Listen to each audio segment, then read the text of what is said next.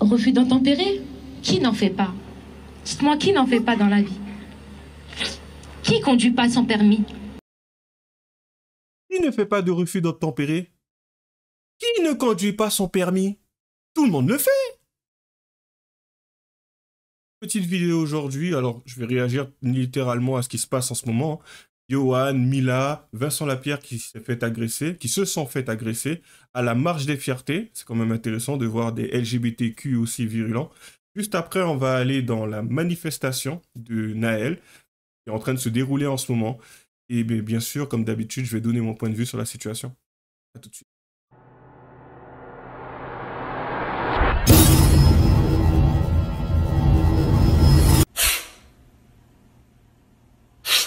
C'est parti. Bon, ça a eu lieu il y a 1 heure. En tout cas, ça a été posté il y a 1 heure. Mila aussi l'a reposté. Vincent aussi. Enfin, il n'a pas posté la vidéo, mais il a expliqué concrètement ce qui s'est passé. Bon, vas-y, on commence.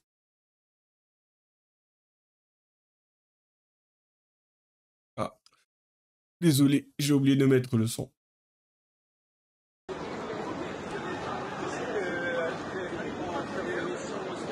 Oui, j'ai vu ça.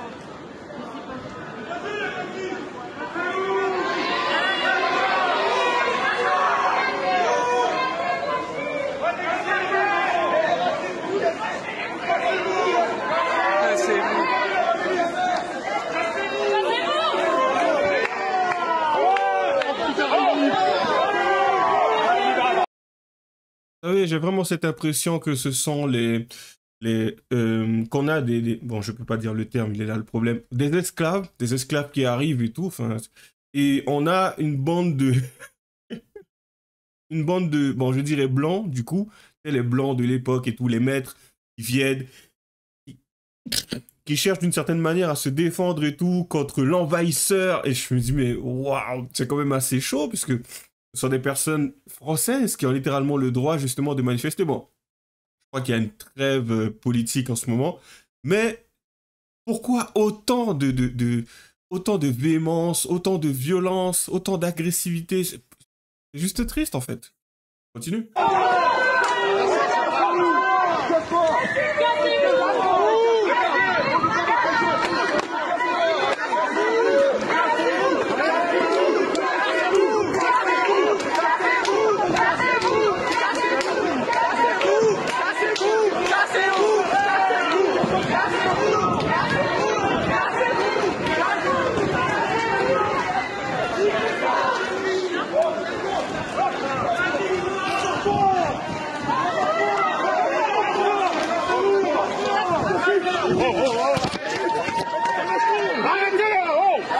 Calmez-vous les gars. Arrêtez-vous les gars. Eh mais c'est vous les gars qui êtes violents, vous êtes fous là. Touche pas. Quoi, c'est complètement violent. Et je fais votre boulot. Allez, ça fait un quart d'heure les familles. Collègue.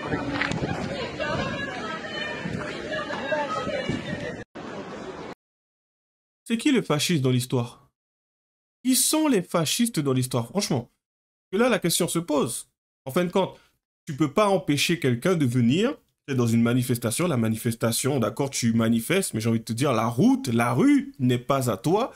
Certes, eux, ils y vont en connaissance de cause. On va pas se mentir, ils savent très bien que les mecs vont surréagir, mais c'est ce à quoi ils s'attendaient. Et en fait, littéralement, c'est exactement la manière dont la gauche réagit. J'ai envie de te dire, à un moment donné, si tu as les forces de l'ordre, normalement, normalement, on sait très bien qu'il faut arrêter. Les personnes qu'il faut arrêter, ce sont ceux qui sont passés à l'acte. À partir du moment où tu te sens provoqué, la faute n'est pas du côté de celui qui apparemment était provoquant. Non, non.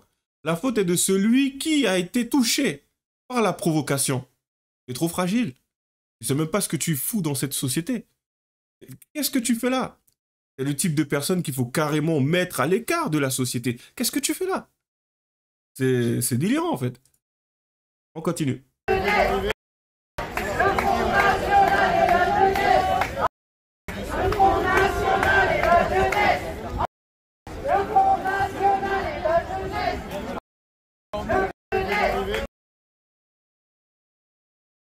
C'est juste terrible. Et du coup, Vincent Lapierre qui est dans l'histoire. Alors, je viens de me faire agresser et voler ma caméra 17 avenue Corentin Cariou à Paris par des antifas. Si vous voulez m'aider concrètement à la récupérer, c'est maintenant, je vous attends. Bah, c'est un peu compliqué. Du coup, laissez tomber les gars, c'est mort. Ils ont fui comme des lâches. Ah, tu m'étonnes. Le modèle FX3, 5000 €. Bien sûr, hein. Enfin, bon, voilà quoi, tu as des détracteurs, chial, enfants, enfin, bon, voilà quoi. Mais c'est quand même triste. On en est là. Ça fait des années déjà, quand j'y pense, ça fait des années, mais bon, on en est là. Du coup, ça, c'est ce qui se passe en ce moment. Petit rappel de la situation. Tout ça, juste parce que, là, justement, c'est Yohan, une des personnes qui a réagi, qui faisait partie, justement, du groupe de Mila, de base, tient ce genre de propos. Jamais une vraie femme. Moi, je suis une femme. Qu'est-ce qui te fait dire que t'es une vraie femme? C'est quoi être une femme? Moi, je suis une femme. Oui, mais c'est quoi une femme? Moi, j'ai toujours été une femme à l'intérieur. Être une femme, tu sais, il Une y a femme une grande socialement. dame qui a dit « On ne naît pas femme, on le devient ». Et c'est ce que j'ai fait physiquement. Simone de Beauvoir. Comme si elle était... Ah ben tiens, c'est écrit. Bref.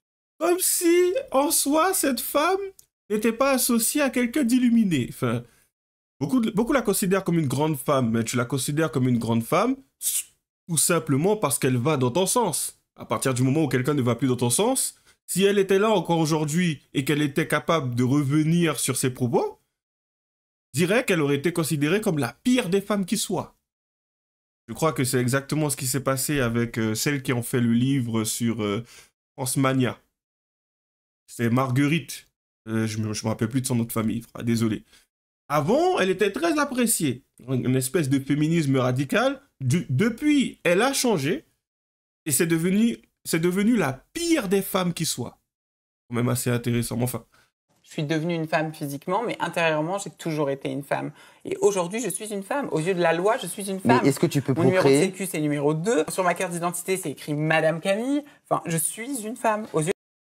C'est quand même assez intéressant parce que elle attache, c'est pas juste cette apparence, mais elle attache le fait d'être une femme à tout élément extérieur, voire même des éléments distinctifs. Ah, regarde, c'est marqué sur ma carte d'identité que je suis une femme. Je suis une femme, ça se voit pas, tu vois, j'ai une poitrine, j'ai fait en sorte d'en avoir une. Et mon entrejambe, bon, je sais pas si c'est encore là ou si c'est pas... Tu vois, je suis femme. Non, si seulement, mais non. On continue. Aux yeux de la loi, Oui. et à mes yeux, je suis une femme. Une femme socialement. Non, je suis une femme, tout simplement. Bah, et c'est je ça le réponds à truc ta où question. Est-ce que tu peux procréer comme des milliers de femmes qui n'ont pas d'utérus, comme des millions de femmes qui ont des problèmes de fertilité? On ne peut pas réduire la femme à un utérus. Non, mais je suis entièrement d'accord. bah mais alors... si on se base sur ce qu'est vraiment, réellement une femme, tu ne coches pas toutes les cases de ce qu'est une vraie femme. Ben non. Moi, je suis pas d'accord. Je peux réduire une femme à un utérus, même si les femmes ne l'apprécient pas, mais oui, je le réduis à un utérus, de la même manière que je réduis un homme à un pénis. Il y a ça, mais il y a plein d'autres choses, mais concrètement, si t'as pas ça et que tu n'es pas capable non plus de procréer, c'est compliqué. Tu sais qu'avec l'artificiel, c'est pas possible en ce moment. Donc, on accorde énormément d'importance à ce genre de choses, parce qu'en soi, les éléments, ce qu'on va retrouver chez une personne que l'on apprécie du sexe opposé, ce sont littéralement des critères pour pouvoir enfanter. On regarde ses hanches, on regarde son fessier, on regarde sa poitrine. En fait, ce sont littéralement des éléments pour pouvoir enfanter. C'est ce qui nous attire littéralement chez quelqu'un. Un beau visage, ce qui peut être aussi un signe de bonne santé, un beau corps, enfin un corps svelte. Ouais. C'est dans le but de procréer. Et c'est même instinctif, c'est inconscient. On va se diriger vers cela, on va pas se diriger vers ce qui nous paraît moche, ce qui nous paraît non attirant, ce qui nous paraît, comment dire, sale, pas en bonne santé. Enfin. Et après, en général, ben, il y a aussi l'aspect, bon, pour ne pas dire sexuel, tu vois. Et du coup, ça joue énormément. S'il n'y a pas ça, c'est quand même compliqué.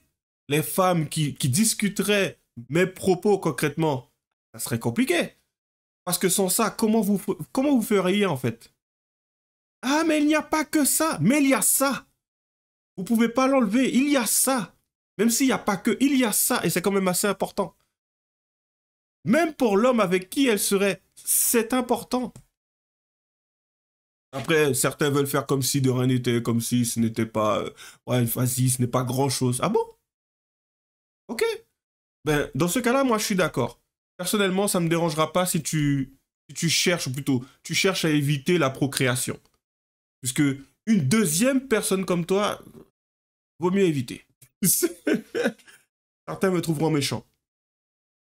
C'est littéralement ce que je pense. Après, bien sûr, je n'empêcherai pas la personne de procréer. Elle fait ce qu'elle veut. Voilà. Mais si on peut l'éviter, pourquoi pas? On continue. Du coup, on va se diriger vers la manifestation. Ouais. Voilà.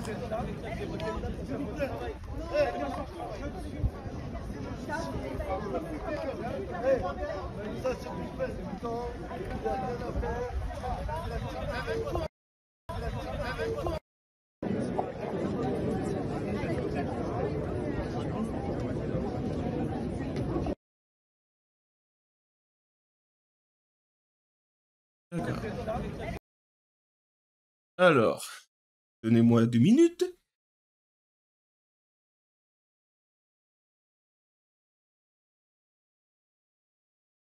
Désolé, hein.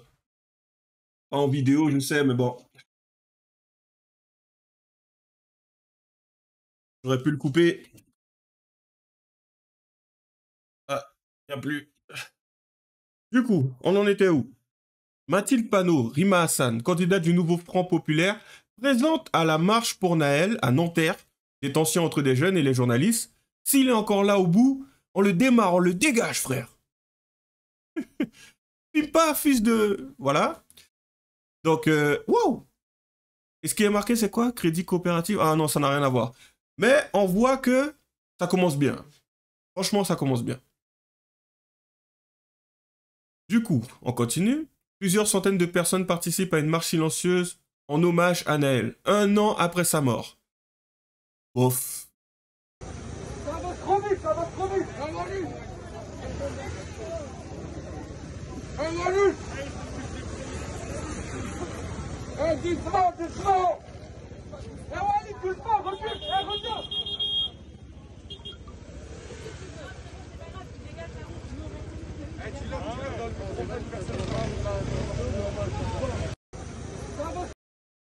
C'est vrai que quand j'y pense, c'est une des choses qui revenait souvent, mais même lorsqu'ils discutent entre eux, bon, ben, j'ai connu aussi cette situation, mais t'avais des moments où t'as des personnes qui parlaient, mais avec un certain temps. Ouais!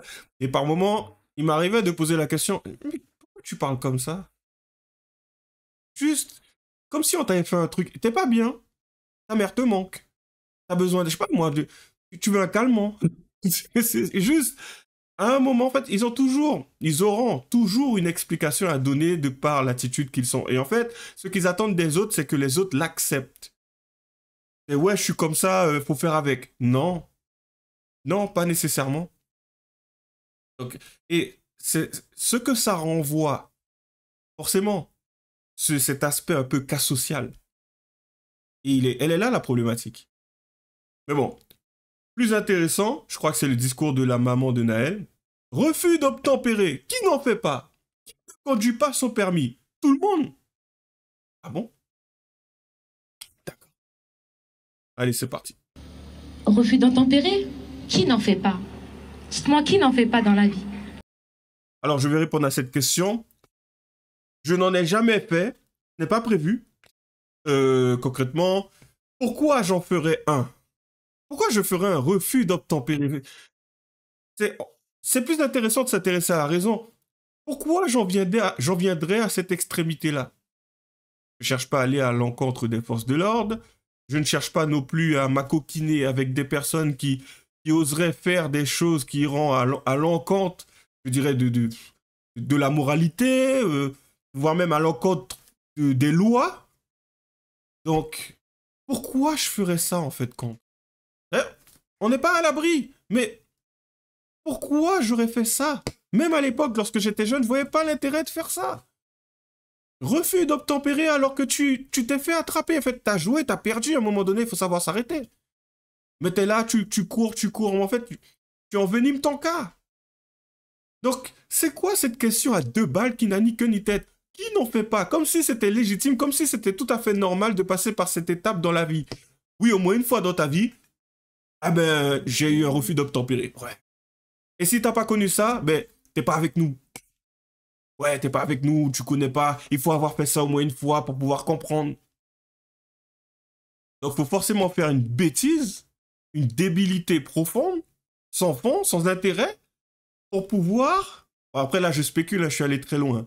Pour pouvoir comprendre le pourquoi du comment et savoir où est donc Ornicard. Sérieusement? Mais non, juste non. Dit comme ça, en plus, c'est censé quoi? M'attendrir? Non, ça n'a pas de sens. On n'a pas besoin de passer par cette étape pour pouvoir se construire. On continue. Qui conduit pas sans permis? Dites-moi, expliquez. Dites-moi. J'ai déjà conduit sans permis. Effectivement, je n'avais pas mon permis sur moi, il était à la maison. Donc si c'est dans ce cas de figure, oui, je l'entends. Mais conduire sans permis, d'accord. Tu sais, hein, j'ai déjà conduit sans permis. Effectivement, je n'avais pas de permis. Parce que mon père m'avait appris. On est resté dans un endroit spécifique. Tu sais, c'est plutôt fermé. En soi, c'est plutôt sécurisé. Il n'y a pas de circulation, il n'y a pas de trafic. Il n'y a pas de personnes que l'on peut justement... Enfin, qu'on risque d'écraser. Ça, c'est cool, tu vois. Mais c'est quoi ce truc? C'est quoi cette manière d'amener cet acte? Comme si, forcément, si tu fais ça dans ta vie, on doit passer dessus. Non! Il y a un risque majeur. Tu peux mettre fin à la vie de quelqu'un en faisant ce genre de choses, en agissant de cette manière. Donc, quel est l'intérêt de dire cela? Je sais pas pourquoi j'ai ça depuis tout à l'heure. Quel est l'intérêt de dire cela? Quand des jeunes écoutent ça, ils se disent juste, ce n'est rien. Effectivement, rouler sans permis, faire un refus d'obtempérer, ce n'est rien. Eh, Daron, tu comprends ce que tu fais là? Une espèce de propagande au fait que, concrètement, tous les types de comportements problématiques, ça va. Non! Pas étonnant que son fils se soit retrouvé dans ce genre de situation si pour elle, ce qu'il a fait, concrètement, c'est littéralement ce qu'elle dit. Si son fils, ce qu'il a fait, ce n'est pas grand-chose. Oui, effectivement, ça ne méritait pas un tel sort. Mais c'est une possibilité et c'est une conséquence de ce que ton fils, il a fait. Et l'attitude que ton fils a, le comportement que ton fils a, ce n'est qu'une conséquence de ton laxisme envers lui. Oui, la responsabilité revient aux parents. Tu pleures aujourd'hui, mais faut pas en vouloir au policier. Le mec, il a fait son taf. Parce qu'il a une arme sur lui, donc ça peut arriver. S'il se sent menacé, s'il estime que justement la situation est à risque, il va tout faire pour t'arrêter. Ça a du sens. C'est pas à lui qu'il faut en vouloir. C'est à soi-même. Ouais. On continue, on termine ça. Pas mal de gens ont conduit. Tout le monde. On a tous essayé de conduire en défaut de permis. On a tous appris à conduire sans avoir le permis, je vous promets. En plus, elle promet. Tu mens toute seule. Donc, en gros, tu vas me dire que tu es au courant concrètement de ce que toutes les personnes qui sont là ont fait. Ça aurait été intéressant de voir parmi toutes ces personnes-là l'hypocrisie disparaître. S'ils pouvaient juste dire certains, parce que je ne pense pas que tout le monde se soit mis dans ce genre de situation. Même certains n'ont pas de permis. Même je ne pense pas que certains envisageaient un jour de rouler sans permis ou voire même d'être en refus d'obtempérer. Donc t'imagines si les personnes qui étaient là pouvaient juste délier leur langue et dire « Bah non, moi je trouve ça stupide ». Parce que je suis sûr, je te parie tout ce que tu veux, je suis sûr que parmi toutes ces personnes, il y en a beaucoup qui trouvent ça stupide. Qui ne cautionnent pas ce genre de choses, qui ne valident pas cela. Mais tu sais, politiquement correct oblige. Ouais. Bref. Il y en a un qui me dit non, bah, je le croirais pas. Mais je sais pas quoi vous dire. Faites attention. Ne dis rien. Franchement, hein, depuis tout à l'heure, ce que tu racontes, c'est n'importe quoi. Ne dis rien. À vous. Et que justice soit faite pour Naël. Faites attention les jeunes, prenez soin de vous. C'est vous le futur les jeunes. C'est vous. N'oubliez pas, l'avenir est entre vos mains. Nous, ça y est, on a vécu, on a fait notre avenir. C'est à vous les jeunes. C'est à vous de vous réveiller. Vous savez très bien ce qu'il y a demain. Réveillez-vous. Faut éviter les... Faut éviter. Ils vont continuer à nous tuer. Sérieusement. Sérieusement. Et là, ça donne... franchement, hein, ça donne un avant-goût. Ça montre littéralement que la mère n'était pas au niveau. Franchement, les choses sont telles quelles. Pour moi, hein, c'était une mauvaise mère. Parce que si c'est ta vision des choses, tu as eu 1 an pour réfléchir. Si c'est ta vision des choses, si c'est la manière dont tu conçois la situation, désolé, hein. Si ton fils, on est arrivé à cette extrémité-là, c'est logique. Ça a du sens. Parce qu'en soi, transmettre ce genre d'idées, ce genre de message, ce n'est pas aider son fils à, comment dire, à s'intégrer dans la société, à s'assimiler, concrètement. Au contraire. Pour lui, ça veut dire que, ouais, peu importe ce que tu fais, les conséquences ne seront jamais graves. Parce qu'en soi, ce n'est pas énorme, tu dois passer par cette étape de ta vie, t'es jeune, tu fais un peu tout et n'importe quoi. Non! C'est littéralement ce qu'elle est en train d'expliquer. Moi, je donnerai mon point de vue avant de clore cette vidéo. Concrètement, mesdames, messieurs, à partir du moment où vous laissez votre enfant faire tout et n'importe quoi, vous lui transmettez comme idée que ce qu'il fait n'aura pas de conséquences réelles dans la vie et qu'en fait, il faut vivre l'instant présent, on ne sait jamais. Ce genre de bêtises, voilà ce qui risque de lui arriver.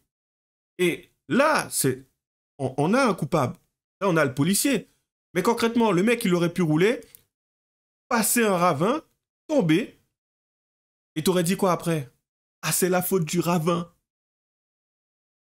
Ah, c'est lui qui a déconné, il aurait pas dû. Comment ça, c'est lui? Qu'est-ce qui fait qu'aujourd'hui, il en est là? À prendre un véhicule, limite à se croire tout permis, à penser que un refus d'obtempérer, voilà, c'est pas grand-chose. Ça mérite pas ce genre de sort. Mais personne ne t'a dit que ça méritait cela. On te dit juste que c'est une conséquence logique. Tu fais n'importe quoi, tu te retrouves face à un individu qui te somme d'arrêter. Le mec, c'est pas n'importe qui. Ce sont des forces de l'ordre. Dans un autre pays, ça aurait été pire. Le mec, il a eu sa chance. Mais jamais on lui a fait comprendre que justement ces actes avaient une portée et des conséquences, pouvaient avoir des conséquences très graves. Il y a déjà eu, je crois, quelqu'un qui a fait un refus d'obtempérer et qui a mis, désolé YouTube, qui a mis fin à la vie de quelqu'un sur la route. À ce moment-là, est-ce que c'était un petit ange, le mec? Et même Naël, un petit ange de quoi? Mais si c'est un ange, lui, ça se passe comment pour ça? Ah, vas-y, on va s'arrêter là. 22 minutes déjà, je parle beaucoup. Du coup, comme d'habitude, laissez vos j'aime, vos j'aime pas, les commentaires. Et puis, bien sûr, comme d'habitude, les liens seront dans la description. À la prochaine.